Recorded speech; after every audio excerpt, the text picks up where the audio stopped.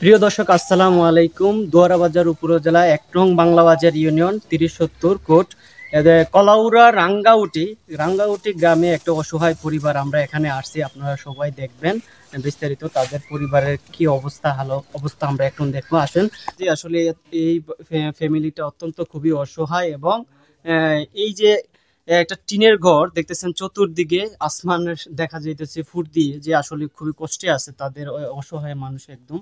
এই যে step by step আপনারা দেখতেছেন তাদের সম্পূর্ণ বাড়িটা এই পরিস্থিতির মাধ্যমে দেখেন তাদের একটা চৌকিও নাই, প্লাস আরো কত কি তারা ফ্লোরের মধ্যে মাটির মাধ্যমে তারা শুয়ে আছে এখানে। আসলে খুবই দুঃখজনক বিষয়টা দেখে এবং শরণাপন্ন হবেন যে আসলে তাদের কিভাবে সহযোগিতা করা যায়।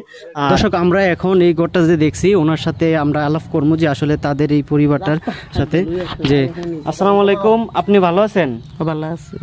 তো আপনাদের এই অবস্থায় আপনার কিছু বিস্তারিত সবাইকে বলুন যে আমাদের লাইভে যে আসলে এরকম পরিস্থিতি, কারণ একটু বিস্তারিত সবাইকে বলুন, প্রবাসী যারা আছে তারা কিছু হেল্প করবে।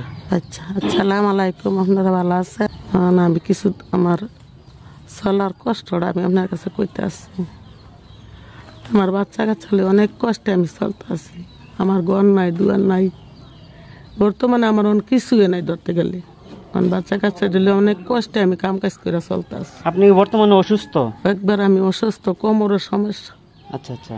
কোমরের থেকে আমি কদিন পরে আতুর হয়েছি, আতুর হয়ে বালা ওই কুদুর, আবার কদিন পরে আবার।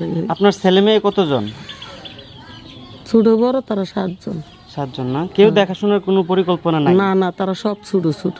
ও, তো এখন আপনি কি চাইতেছেন সবার উদ্দেশ্যে একটু বিস্তারিত সুন্দর করে বলবেন যে আসলে আমি খুবই অসহায় এবং কি আমার চিকিৎসার অভাবে আমি কষ্টে আছি, আপনারা আমাকে কিছু সহযোগিতা করুন, এসব বিষয়ে কিছু প্রবাসীদের উদ্দেশ্যে বলুন। এই দেওয়া আপনারা কাছে কিন্তু আমি চাইতে আসছি, আমি যখন চলতাম পারি আমার বাচ্চা কাচ্চা লই, আর আমি কিছু চিকিৎসা করতাম পারি, গর্ত আমি কিন্তু দিতে পারি, আমার বাচ্চা কাচ্চা থাহার একটা ঠাই করতে পারি। ওকে দর্শক, আমরা ওনার কাছ থেকে কিছু কথা শুনছি। আর প্রতিবেশী যারা এখন কি এই রাঙ্গাউটি গ্রামের যারা জ্ঞানী গুণী মানুষ আছে, আমরা তাদের সাথে একটু আলাপ আলোচনা করব। সবাই কেন দেখতেছেন, আগে ওনার থেকে আমরা বক্তব্য শুনি। আর বিস্তারিত আপনারা বলতেন, একটু বলেন। তাদের পরিকল্পনা হলো যে এই মহিলাটা আছে না আমাদের গ্রামের, ওনার স্বামী দীর্ঘদিন আগে মারা গেছে, ছোটো ছোটো বাচ্চা নিয়ে মহিলাটা কাজকাম করে খায়।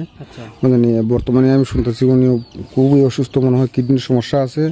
তো এই যে চিকিৎসার যে ব্যবহারটা আছে না, উনি বহন করতে পারতেছে না। এখন যারা এই লাইভটা দেখবেন আর কি, এই প্রবাসী এবং দেশের যারা আছে, বিত্তবান যারা আছেন, একটু এগিয়ে আসলে আর কি আমরা এই মনে করেন মহিলাটার উপকার হইলো, আর একটু আমরা এই খুশি হইলাম নাকি। তো যাই হোক, এইটাই হলো আমার কথা আপনার কাছে। আসসালামু আলাইকুম রহমতুল্লাহ। সাথে একটু ভাইয়া তাদের বিষয়টা একটু বিস্তারিত, আপনারা তো প্রতিবেশী হিসেবে আছেন, একটু বিস্তারিত বলেন। আসসালামু আলাইকুম।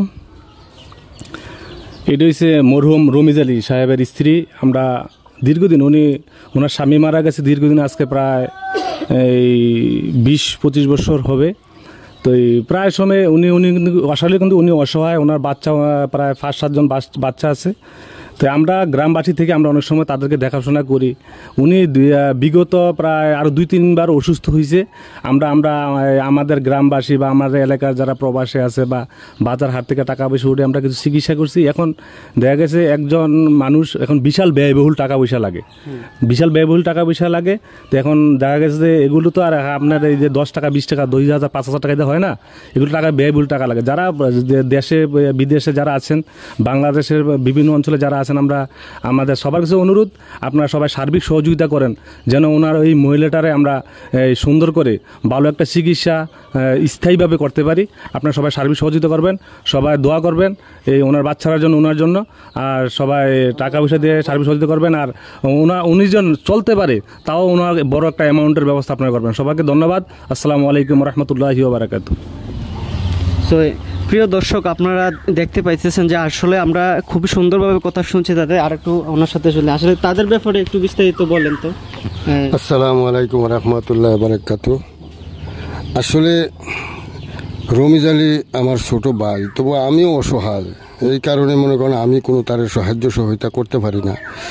তো আমার ভাই মারা গেছে প্রায় 20 বছর আগে। তো ওনার বাচ্চা কাচ্চা আছে মনে করেন না 5টা 6টা বাচ্চা, এতে মনে করেন না বাড়িতে আছে, তারা বাড়িতে থাকে। তবে একটা কথা কি, ওনার একটা বিরাট একটা শরীরের স্বাস্থ্য দিক দিয়ে খুবই একটা খারাপ। তো আমরা কয়েকবার চেষ্টা করছি মনে করেন না গ্রামবাসীর লইয়া, গ্রামবাসীর তো আমরা কিছু সাদা মাদা উঠাইয়া কিছু চেষ্টা করছি, কিছু মনে করেন সাহায্য সহায়তা করছি। তো এইটা মনে করেন টুকটাক চিকিৎসা হয়েছে। তো ওনার এখন একটা বড় ধরনের চিকিৎসার দরকার। তো আপনারা যদি একটু সহযোগিতা করেন এবং মনে করেন একটা কথা কি, আপনারা সবাই মিলে যদি একটু সহযোগিতা করেন, তাহলে আমরা ভালোভাবে ওনার চিকিৎসাটা করার মতন একটা ব্যবস্থা আমরা করতে পারি, যদি আপনারা একটু সহযোগিতা করেন। তো এতে মনে করেন আপনারা যদি করেন, যদি আপনার কাছে আমরা খুবই কৃতজ্ঞতা হব এবং মনে করেন একটা ভবিষ্যতে আপনার দোয়াও আমরা দোয়া করবো আপনার জন্য। তবে আমরা আশা করি আপনারা এটা করবেন। সবার কাছে আসসালামু আলাইকুম ওয়া রাহমাতুল্লাহি ওয়া বারাকাতুহু। ওকে, কিরকম পর্যায়ে আছে একটু বিস্তারিত বলেন তো। আসসালামু আলাইকুম। আসলে আমাদের গ্রামেরই উনি খুব অসহায় একটা মহিলা। বিশেষ করে ওর 4 সন্তান আর 7 সন্তান আর কি, 7 জন, এর মধ্যে 4 জন মেয়ে আর 3 জন ছেলে। খুবই অসহায় অবস্থায় আছে। ওদের কোনো কর্মস্থলের ব্যবস্থা নাই। তারা সবাই একটু সহযোগিতার হাত বাড়িয়ে দেন। বিশেষ করে প্রবাসী যারা আছেন এবং দেশে যারা আছেন, তাদের সবার প্রতি আমার অনুরোধ, তাদের পাশে দাঁড়ান। এটাই আমার কথা। দর্শক, আপনারা দেখতে পাইতেছেন যে আসলে আমরা সবার কাছ থেকে কথাগুলো শুনছি এবং জানছি। আসলে এলাকার প্রতিনিধি যারা আছে তাদের কাছে আকুল আবেদন যে তাদেরকে একটু দেখবেন। খুবই আকুল আবেদন করেছি যে আপনারা সুন্দর করে তাদের এই পরিকল্পনা দেখবেন। তারা ভূমিহীন নয়, তবে ভূমিহীন কিছুটা পরিমাণ জায়গা আছে, আপনারা যাই পারেন। প্রবাসী ভাইদেরকে আরও একটু বলবো যে আসলে আপনারা 1 টাকা 2 টাকা করে যে যতই পারেন আপনারা একটা ব্যবস্থা করবেন। তাদের প্রতি অবশ্যই আপনারা একটা হেল্পের ব্যবস্থা করবেন, কারণ জানি আপনারা অনেক কর্মসংস্থানের ব্যবস্থা করে দিচ্ছেন অনেক মানুষের। আর ওনার আমরা বিকাশ নাম্বার এবং কি ওনার কন্ট্যাক্ট নাম্বার আমরা দিয়ে দিব আমরা ডিসক্রিপশনে, আপনারা সেখানে দেখবেন এবং সব কিছু জানবেন। আর ওনার যে নাতিগুলো আছে, কই আপনার নাতিগুলো, এই জন্য। আর হ্যাঁ, নতুন সুন্নতে খাতনা হয়েছে। তোমার নাম কি বাবু? নাফিজুল।